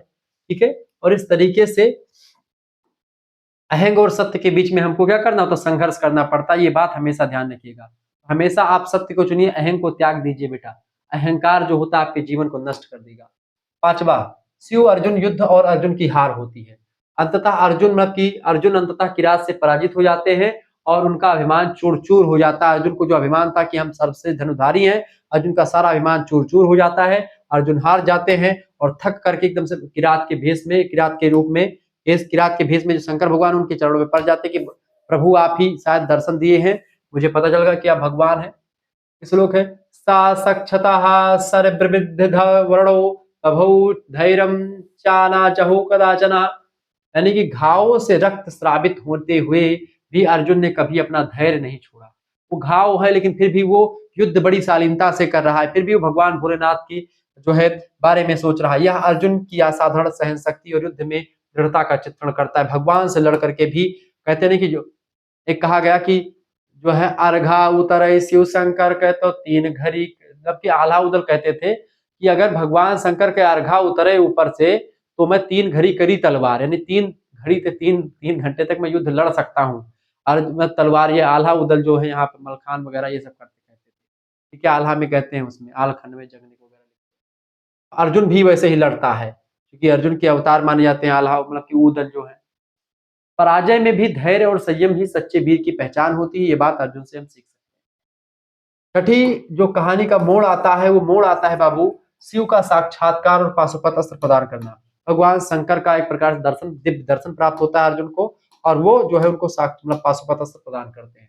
अर्जुन की विनम्रता देख करके शिव भगवान प्रसन्न होते हैं और अपने दिव्य रूप में प्रकट होकर के उन्हें पाशुपत अस्त्र प्रदान करते हैं। उस दिव्य अस्त्र को दिखाते भगवान जो कि कर्पूर के समान गोरे हैं, करुणा के अवतार हैं। ठीक है, उस भगवान शंकर जो संसार के सार हैं वो प्रकट होकर के अर्जुन को दर्शन देते हैं। अर्जुन का जीवन धन्य हो गया। अर्जुन कहते हैं कि हे भगवान, मुझे युद्ध नहीं चाहिए, मुझे पाशुपत अस्त्र भी नहीं चाहिए, मैंने आपका दर्शन कर लिया, मैं कृतार्थ हो गया, मेरा जीवन धन्य हो गया। और आपने जो दर्शन दिया है ऐसे ही दर्शन से मैं पूरा जीवन कृतार्थ हो गया, मुझे युद्ध नहीं लड़ना है प्रभु, आपने दर्शन मात्र से मैं पवित्र हो गया हूँ। लेकिन भगवान शंकर ने कहा कि आप धर्म की रक्षा के लिए अवतरित हुए हो, क्योंकि क्षत्रिय जो होते हो धर्म की रक्षा के लिए उत्पन्न होते हैं। अतः तुम्हारा कर्तव्य है कि तुम जो है अपने धर्म की रक्षा करो, अपने मान मर्यादा की रक्षा करो, अपने वंश परंपरा की रक्षा करो, और जो सत्य है उसके साथ खड़े रहो। भगवान इस तरीके से कह करके पाशुपत अस्त्र को देते हैं और कहते हैं विषम परिस्थिति में जब कोई भी काम ना हो, मतलब कि जब लोक कल्याण के लिए इस अस्त्र का प्रयोग करना, बिना मतलब के स्वार्थ के हित में, अपने निजी स्वार्थ के लिए इस अस्त्र का प्रयोग नहीं करना, ये सारी बातें समझा देते हैं। श्लोक कहता है, तपोहरा पाशुपतम तदस्त्रम प्रपत्ते प्रत्यपर्यमान प्रत्यपर्यामास महीधरेन्द्र। अनुवाद इसमें कहते हैं, तब शिव ने अर्जुन को महान पाशुपत अस्त्र प्रदान किया।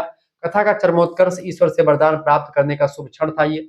ठीक है, विनम्रता और समर्पण से ही ईश्वर कृपा प्राप्त होती है। अगर आप चाहो भगवान को हम डरा धमका करके उनसे अस्त्र प्राप्त कर लेंगे, या उनसे हम थोड़ा सा छल कपट करके कुछ प्राप्त कर लेंगे। देवता लोग जो थे वो एक प्रकार से विनम्रता से प्राप्त करते थे, और राक्षस लोग जो थे वो अपने बलबूते पर कहते थे हमारा हमने तपस्या की तप दे रहे हैं, कोई हमको भीख नहीं दे रहे हैं। इस तरीके उनके मन में अभिमान होता था और उसका वो गलत उपयोग करते थे, इसी वजह से हमेशा पराजित रहते थे। इस तरीके से कथानक आपका पूरा मैंने समझाया। कथानक का समापन कुछ इस तरीके से होता है, ठीक है। वीरता और भक्ति जब एक साथ चलती है तब ईश्वर स्वयं मार्ग दिखाते हैं। शिव अपने भक्त की परीक्षा लेते हैं लेकिन अंत में उसे दिव्य दर्शन देते हैं और उसको दिव्य बनाते हैं, उसको सब कुछ अपना दे देते हैं। ठीक है। महाकाव्य किरातार्जुनीयम, रचनाकार भारवी है। इसमें कुल मिलाकर के 18 सर्ग है। मूल कथा अर्जुन की तपस्या, शिव के द्वारा परीक्षा, युद्ध और पाशुपत प्राप्ति महाभारत के वन पर्व से लिया गया। सारी चीजें मैंने आपको बताई भी हैं। अब हम एक एक सर्गों को देखें। जो 18 सर्ग है, आपसे प्रश्न पूछा जाता है कि जो है ये कितने सर्गों में बटा हुआ है किरातार्जुनीय महाकाव्य। तो किरातार्जुनीय महाकाव्य 18 सर्गों में बटा हुआ है। आइए 18 सर्गों को कुछ कुछ बताते हैं। पहले सर्ग में, दूसरे सर्ग में क्या क्या है, पूरी जानकारी मैं आपको देने का प्रयास करता हूँ। ठीक है, समझे। पहला सर्ग, प्रथम सर्ग में क्या है बेटा, मैं थोड़ा सा जल ग्रहण कर लूँ चूंकि बड़ी लंबी क्लास होने वाली है, तो इसमें इसके लिए मैं थोड़ा सा जल ग्रहण कर लूँ। उसके बाद पूरी समीक्षा भी आपको बताने वाला हूँ, तो परेशान नहीं होना है। सब कुछ जानकारी मैंने आपको बता ही दी है, बस आपको बस ये फैक्ट फैक्ट बताने बाकी रह गए हैं, वो मैं आपको बताने जा रहा हूँ।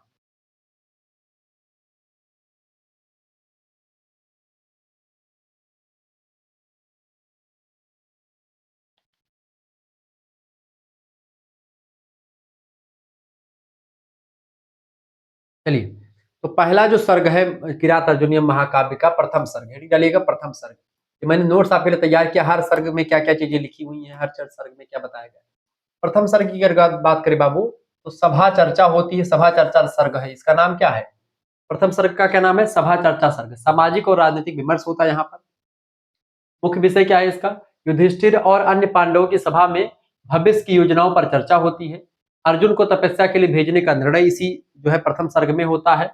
नीति, धर्म, युद्ध और अस्त्र प्राप्ति की आवश्यकता का वर्णन जो है यहाँ पर किया जाता है कि युद्ध में कौन सी नीति का प्रयोग होना चाहता है, चाहिए, धर्म के साथ युद्ध करना है, युद्ध कैसे होगा और किस तरीके से किया जाएगा, उसकी पूरी रणनीति, अस्त्र कैसे प्राप्त किया जाए, तमाम सारे किन किन राजाओं को मिलाया जाए, इन सभी की पूरी रणनीति जो है प्रथम सर्ग में बनती है।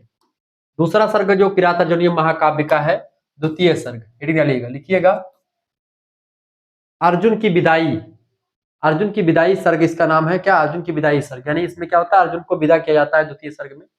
मुख्य विषय अर्जुन को विदा होना, अर्जुन को लोग भेजते हैं कि आप जाओ जो है तपस्या करने के लिए। ठीक है। द्रौपदी का भावुक संवाद, द्रौपदी अर्जुन से बातचीत करती, चूंकि भाई पत्नी है, अर्जुन से ही शादी करने के द्रौपदी, अर्जुन ने ही लक्ष्य भेदा था।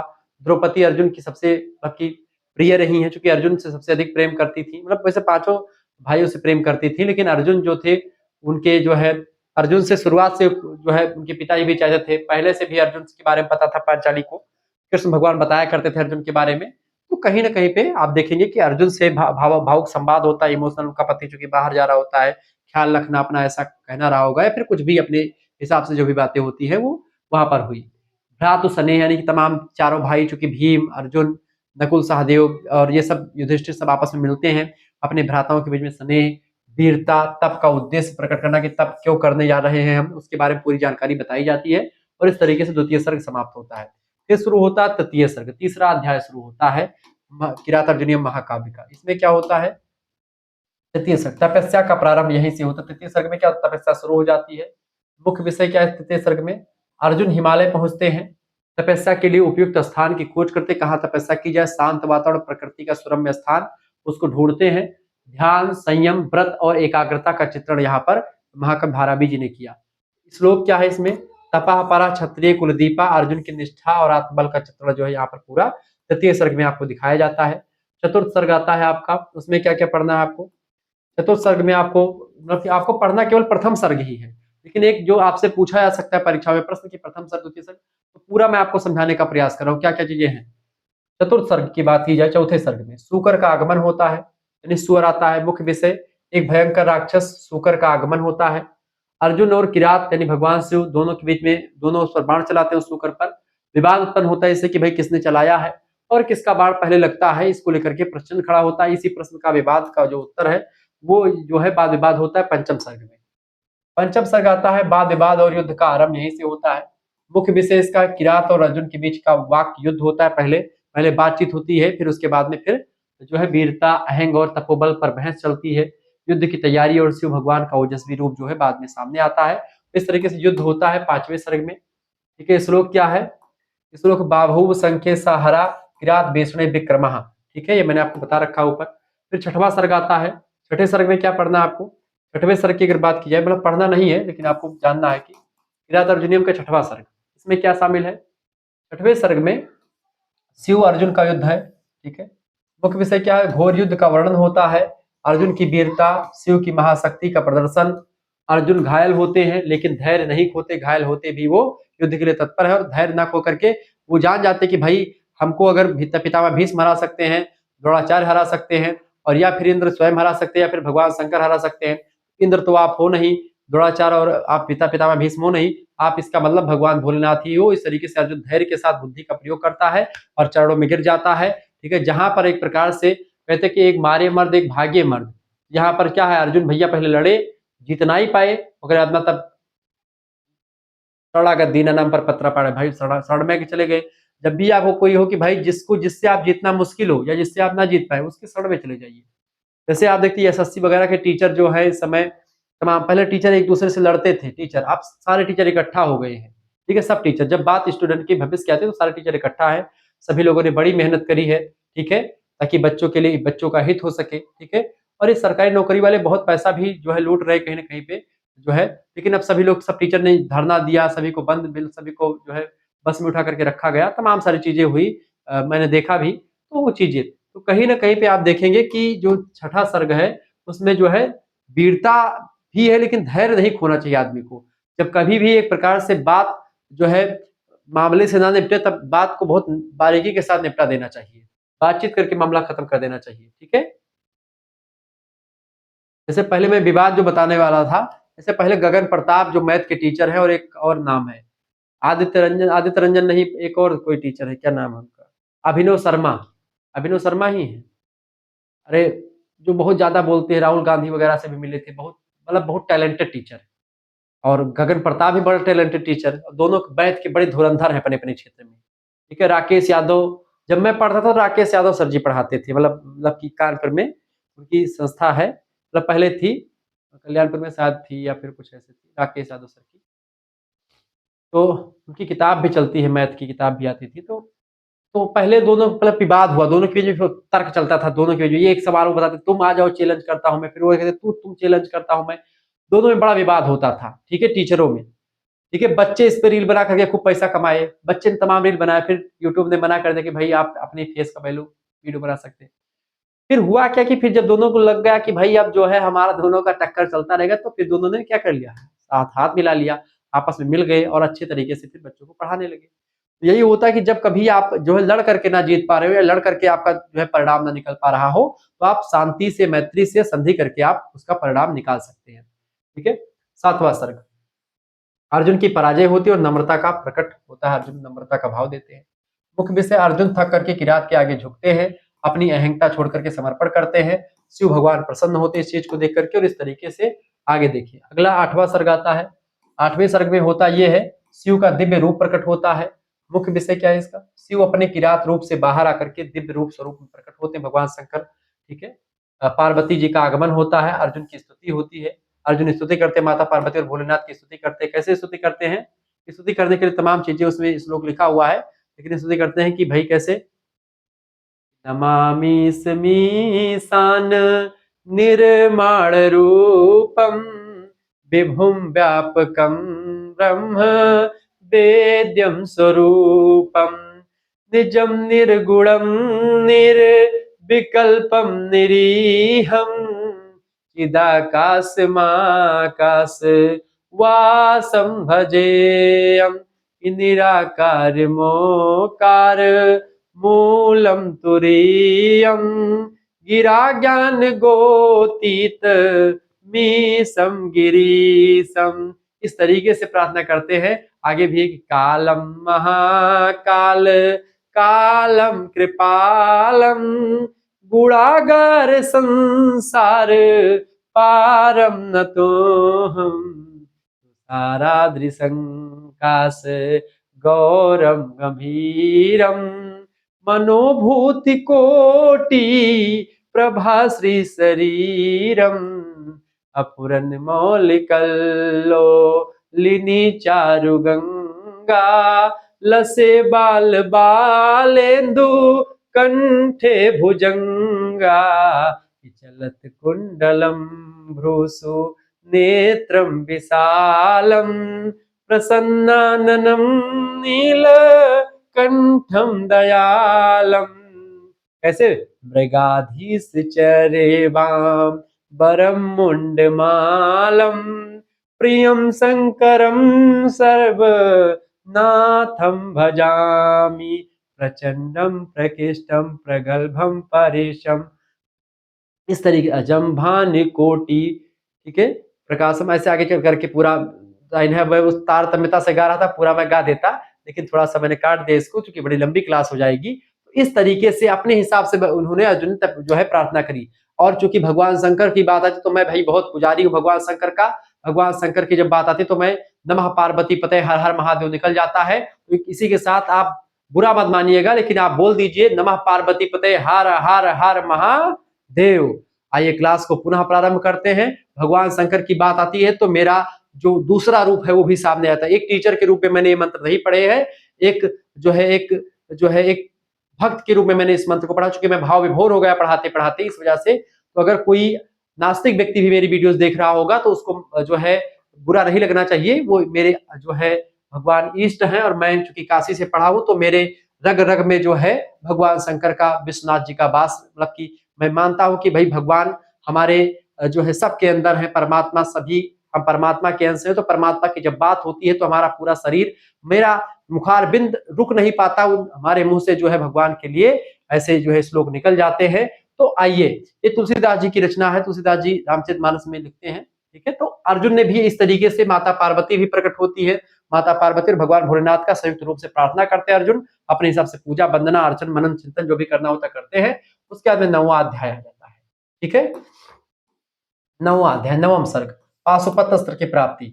मुख्य विषय, शिव अर्जुन को पाशुपत अस्त्र प्रदान करते हैं। अस्त्र के प्रयोग की विधियां समझाते, कैसे इसका प्रयोग करना है, कब नहीं करना है। और उसके बाद जब समझ जाते हैं अर्जुन तो अर्जुन जो कृतज्ञ भाव अपना दिखाते हैं। अर्जुन आभार प्रकट की, प्रभु आपने हम दयाल पर, दीन दुखियों पर इतनी मदद करी, उसके लिए आपका बहुत बहुत धन्यवाद, ठीक है। 10वां सर्ग आता है, 10वां सर्ग, देवताओं की प्रशंसा। मुख्य विषय, इंद्र, ब्रह्मा आदि देवताओं के द्वारा अर्जुन की प्रशंसा होती, चूंकि इंद्र, ब्रह्मा, सभी देवी देवता प्रसन्न, मतलब किनका गुणगान करते अर्जुन का, कि अर्जुन ने एक प्रकार से दिव्य पाशुपत अस्त्र प्राप्त किया। चूंकि पाशुपत अस्त्र सबके पास नहीं था, इंद्र यानी मेघनाथ के पास था, भगवान राम के पास था, लक्ष्मण के पास था, तब इन सभी लोगों के पास था, बड़े बड़े लोगों, अर्जुन मतलब किन के पास था, द्रोणाचार्य और पितामह भीष्म, सभी के पास था, ठीक है। अर्जुन को अन्य दिव्य अस्त्र प्राप्त होते, मतलब पितामह भीष्म वगैरह के पास शायद न रहा हो, लेकिन अर्जुन के पास था, अर्जुन के पास ही मात्र था। पाशुपत अस्त्र केवल अर्जुन के पास था, ठीक है, ये बात आप ध्यान रखेंगे। फिर इसके बाद में अगला है एकादश सर्ग। एकादश सर्ग यानी देव अर्जुन संवाद होता है एकादश सर्ग में, यानी 11वें सर्ग में। मुख्य विषय, इंद्र द्वारा अर्जुन को स्वर्ग में बुलाया जाता है।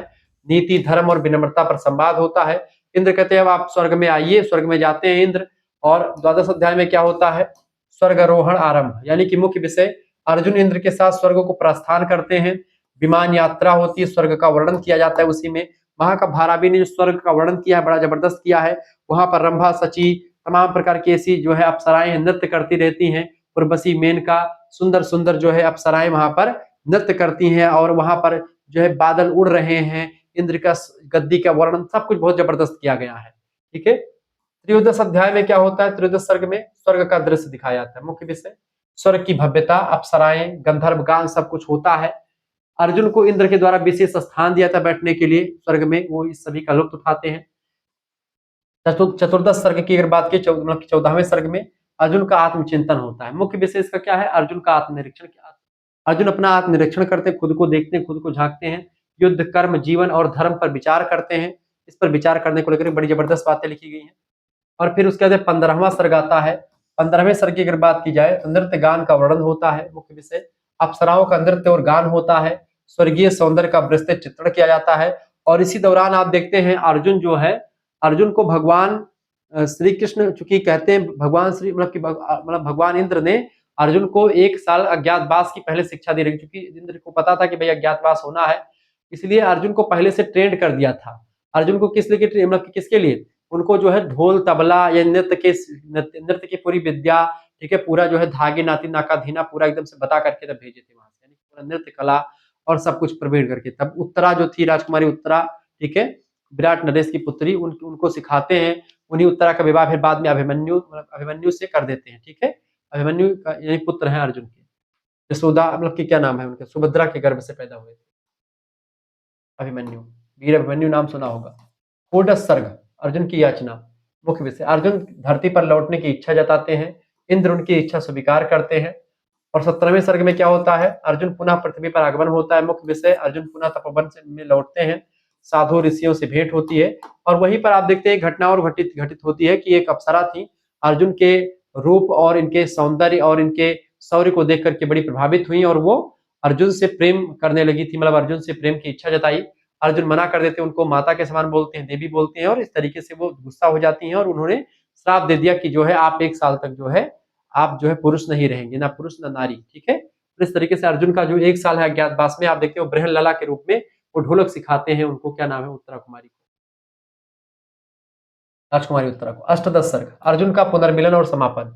मुख्य विषय, अर्जुन अपने भाइयों से मिलते हैं आकर के, कथा का समापन होता है, धर्म भक्ति और वीरता का पुनर्स्मरण यहाँ पर किया जाता है। इस तरीके से 18वें अध्याय में यहाँ पर पूरी जानकारी आपको मिल जाए, 18वें सर्ग में पूरी जानकारी मिलती है। और सर्ग 1 में जो है आपको पढ़ना, सर्ग 1 की चीजों को पढ़ना है। विशेष टिप्पणी आप लिख सकते हैं यहाँ पर, किरात अर्जुनियम केवल एक वीरता की कथा नहीं, यह आत्मबल, तप, ईश्वर भक्ति और नीति का महाकाव्य है। हर सर्ग एक शिक्षा देता है, संयम, नम्रता और संघर्ष की कहानी है। पूरा एक किसकी शिक्षा देता है, संयम की, नम्रता की और वीरता की और संघर्ष की एक प्रकार से शिक्षा देता है हमको। ये बात आप ध्यान रखेंगे। इस तरीके से किरात अर्जुनियम के बारे में आप लोगों ने समझ लिया। किरात अर्जुनियम का आपको बता दूं कि ये पहला पार्ट था। इसके बाद में हम दूसरा पार्ट इसके बाद में चर्चा कर लेंगे, क्योंकि वीडियो बड़ा लंबा हो रहा है, 1 घंटे क्लास हो गई है।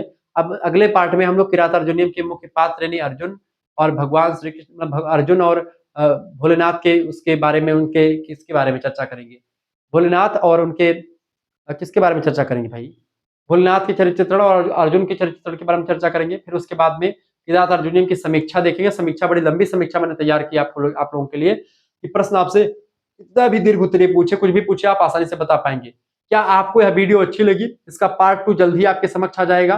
पार्ट 2 में, और पार्ट 2 में हमने 20 एमसीक्यूज अच्छे से तैयार किए, वो भी आपके लिए मैं चर्चा कर दूंगा, ठीक है। अरे 20 एमसीक्यूज मैं आपको दिखा दूं, नहीं तो आप सोचे गुरुजी ऐसे कह रहे हैं बस केवल। ये देखिए चरित्र में, सारा चरित्र मैंने लिख दिया, मुख्य विशेषताएं, पूरा चरित्र मैंने नोट्स तैयार कर लिया है। ये सब नोट्स आपको मिलेंगे बेटा, ठीक है। अभी से दिखा दूंगा तो आप फिर पढ़ने में इंटरेस्टेड नहीं रहेंगे, मतलब इतना जबरदस्त मैंने तैयार किया, सब कुछ आपके लिए पूरी व्यवस्था की है मैंने, पूरा दिन रात मेहनत की हमने आपके लिए। 20 एमसीक्यूज मैंने तैयार किए बेटा, ये बात आप ध्यान रखिए। जैसे किरात अर्जुनियम के रचयिता, महाकाव्य के रचयिता कौन है, तो महाकवि कौन है, महाकवि भारवी इसके रचयिता हैं, ठीक है, ये बात आप ध्यान रखेंगे।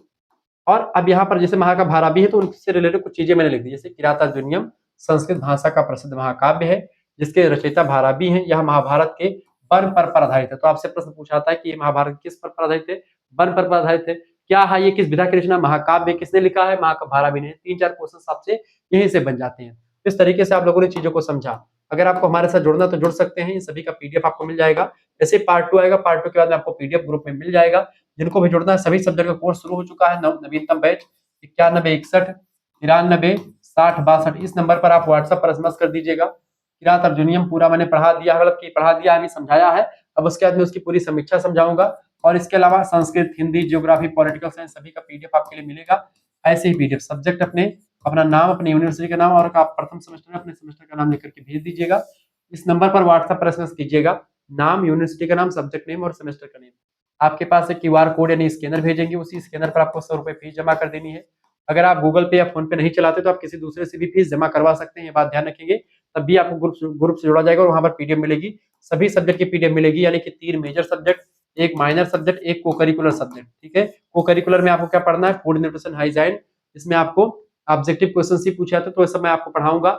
संस्कृत हो, ज्योग्राफी हो, पॉलिटिकल साइंस हो, हिंदी हो, समाज शास्त्र हो, शिक्षा शास्त्र हो, एंशिएंट हिस्ट्री, प्राचीन इतिहास इसको कहते हैं, हिस्ट्री हो, या फिर मनोविज्ञान हो, इकोनॉमिक्स हो, सारे सब्जेक्ट की तैयारी आपके लिए, होम साइंस हो, सभी सब्जेक्ट आपको मैं पढ़ाता हूँ। सारे सब्जेक्ट आपको मिलेंगे मात्र 100 रुपए फीस में। इसी 100 रुपए फीस में पूरा फर्स्ट सेमेस्टर, जब तक आपका पेपर नहीं हो जाएगा तब तक, यानी 6 महीने तक को आपको पढ़ाया जाएगा। 6 महीने तक केवल कितनी फीस में, केवल 100 रुपए फीस में आपकी 6 महीने की तैयारी हो जाएगी। ये बात आप ध्यान रखें। नहीं, जब तक पेपर आपका नहीं हो जाएगा उसके वहां तक पढ़ाई आपकी होती रहेगी, तैयारी होती रहेगी। और जैसे पेपर आपका समाप्त होता है तुरंत आपके लिए बताया जाएगा, सेकंड सेमेस्टर का ग्रुप शुरू कर दिया जाएगा। सेकंड सेमेस्टर की फीस भी आपके लिए 100 रुपए रखी जाएगी। लेकिन अगर आप चाहते हैं कि फर्स्ट और सेकंड का हम एक साथ गुरु जोड़ना चाहते हैं तो हमारे लिए कुछ व्यवस्था है। आप अगर फर्स्ट और सेकंड का एक साथ जुड़ेंगे तो आपको वरीयता दी जाएगी, अभी अगर जुड़ेंगे तो। ठीक है, अभी के लिए जो जो चार्ज मैंने रखा है वो अभी 50 रुपए की छूट चल रही है, यानी 150 रुपए में। अगर अभी जुड़ते हैं तो 150 रुपए में आपको फर्स्ट और सेकंड यानी 1 साल की तैयारी आपकी पूरा पूरा कितने रुपए में, 1 साल की तैयारी मात्र 150 रुपए में आपकी होगी। यानी फर्स्ट सेमेस्टर पूरा और सेकंड सेमेस्टर पूरा आपको पढ़ाया जाएगा। जैसे सेकंड सेमेस्टर की शुरू की होगी क्लास आपको मिल जाएगी। यानी मुझे लगता है कि सभी बच्चों को यही वाला ज्वाइन करना चाहिए अभी। लेकिन अभी 50 रुपए की छूट, मेरा इसमें फायदा नहीं होगा, इसमें मेरा ही घाटा होगा, आपका फायदा होगा, तो आप इसमें जोड़ सकते हो। ठीक है, मात्र 100 रुपए फीस में आपको पूरा फर्स्ट सेमेस्टर सभी सब्जेक्ट का, और सेकंड सेमेस्टर भी अगर इंक्लूड करना चाहे तो केवल 150 रुपए अभी के लिए। ये एक प्रकार से जो है आपके लिए व्यवस्था की गई है ताकि आप जुड़ जाए। क्लियर? चलिए फिर मिलते हैं हम नेक्स्ट वीडियो में, तब तक के लिए जय हिंद जय भारत। आप सभी का बहुत बहुत धन्यवाद। सभी विश्वविद्यालयों के लिए सिलेबस वैध है, ये बात ध्यान रखेंगे। अब ये किरात अर्जुनीयम हमने समझा, इसका पार्ट 2 आएगा, और फिर उसके बाद कुमार संभव ऐसे हम चर्चा करेंगे 2 पार्ट के आसपास। ठीक है, 2 पार्ट में फिर नीति सत्कम भी हम ऐसे देख लेंगे। ठीक है, और ये तीनों जो है आपकी परीक्षा में 3 यूनिट्स आपके समाप्त हो जाएंगे। यूनिट नंबर 2, इकाई नंबर 2 में आपका किरात अर्जुनीयम है, इकाई नंबर 3 में आपका जो है कुमार संभवम है। और कुमार संभवम मतलब कि जो कार्तिकेय, स्वामी कार्तिकेय उनका जन्म जो होता है उन्हीं पर आधारित है। और तीसरा है नीति सत्कम, जैसे नीति से रिलेटेड तमाम प्रकार की जानकारी। नीति सत्कम अगर आप पढ़ लेंगे तो आपके जीवन में इतनी जानकारी हो जाएगी कि आप कहीं पर भी बैठेंगे इतना विद्वान आप हो जाएंगे कि जिसका कोई जवाब नहीं। नीति सत्कम बहुत जरूरी पढ़ना। इकाई नंबर 3, 4 और 2, ये 3 इकाई आपकी समाप्त हो जाएगी, आधा संस्कृत आपका पूरा खत्म इसमें। ठीक है, पहली इकाई में आपका वही सब है, संस्कृत वाङ्मय यानी वेद वगैरह में जो है आपका पारंपरिक ज्ञान विज्ञान वही सब है, राष्ट्र गौरव में। ठीक है, संगीत, वैदिक संस्कृत, लौकिक संस्कृत, यही सब आपको पढ़ना है। ठीक है, और उसके बाद संस्कृत काव्य और व्याकरण का समान परिचय आपको देखना, जिसमें आपको पहले महाकवि वाल्मीकि, महर्षि वेदव्यास, महाकवि कालिदास, इनका परिचय समझना है। महाकवि भारवी, महाकवि माघ, श्रीहर्ष, पाणिनि, कात्यायन, पतंजलि, इन सभी का परिचय भी देखना। तो इन सभी के बारे में जो है चर्चा करता रहूंगा, परेशान नहीं होना आपको। ठीक है, चलिए फिर मिलेंगे नेक्स्ट वीडियो, तब तक के लिए जय हिंद जय भारत। आप सभी का बहुत बहुत धन्यवाद हमारे जुड़ने के लिए। इसी प्रकार से अपना प्यार बनाए, वीडियो को लाइक कर दे, चैनल को सब्सक्राइब कर दीजिएगा। तो आपका सेकंड पार्ट जो है इसका आना चाहिए कि नहीं आना चाहिए, आप कमेंट करके बताओ गुरुजी, इसका सेकंड पार्ट दीजिए। ठीक है, और किरात अर्जुनीयम के अलावा जो है आपका कुमार संभवम और नीति सत्कम पर अगर आपको चाहिए तो आप उस पर भी कमेंट कीजिए, गुरुजी चाहिए। जितना वीडियो को लाइक और कमेंट करेंगे उतना ही जल्दी आपका वीडियो आ जाएगा। ठीक है, धन्यवाद आप सभी का।